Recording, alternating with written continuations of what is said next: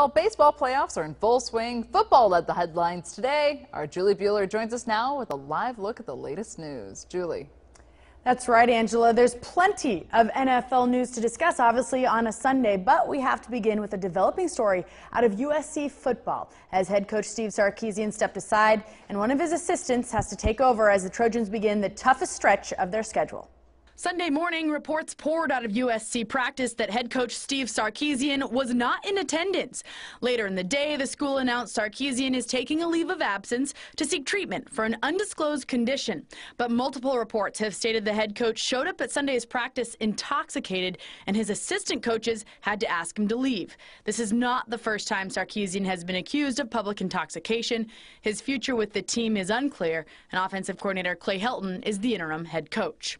The NFL provided the wake-up call every fan needs on a Sunday morning. Of the 8 morning games, 3 went to overtime, with 2 of the teams battling to stay perfect on the season. The last time the Cincinnati Bengals were 5-0 was 1988, and they played in the Super Bowl that year, but not many pundits had this team playing in the big game this year.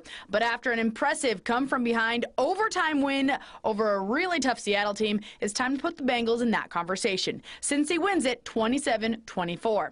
The Falcons moved to 5-0 under rookie head coach Dan Quinn. They used a dramatic pick six in overtime to earn the victory in a back-and-forth battle with the Redskins 25-19.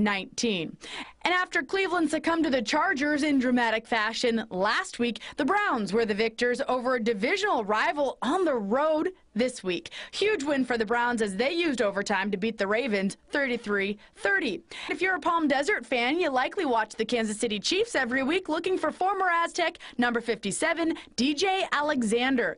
And the Chiefs looked like they'd snap a 3-game losing streak, but then Jay Cutler in the final minute fumbles the snap, yet still finds running back Matt Forte in the end zone. The Bears' first lead of the game would be the only one they needed. Bears win it 18-17. And the Raiders face the Denver Broncos at home. Now, most people want to talk about Peyton Manning when they talk about the Broncos. But if you want to know why this team is 5-0, it's because of their defense. It leads the NFL, and it led Denver to a 16-10 win. And the St. Louis, soon-to-be Los Angeles Rams took on the Packers in Green Bay. Rams linebacker James Laurinaitis became the first man to snag an Aaron Rodgers interception at Lambeau Field since 2012. Rodgers hadn't thrown a pick in 587 attempts. And more than 1,000 days. He threw 2 Sunday. But the Packers defense dominated the Rams. Green Bay remains unbeaten, 24-10. In all, a very exciting day in the NFL. 9 of the 13 games thus far were decided by just a touchdown or less, including Sunday Night Football, a dramatic win for the Giants and a heartbreaking loss for Niner fans. And of course, the Chargers host the Steelers Monday Night Football. Angela, back to you.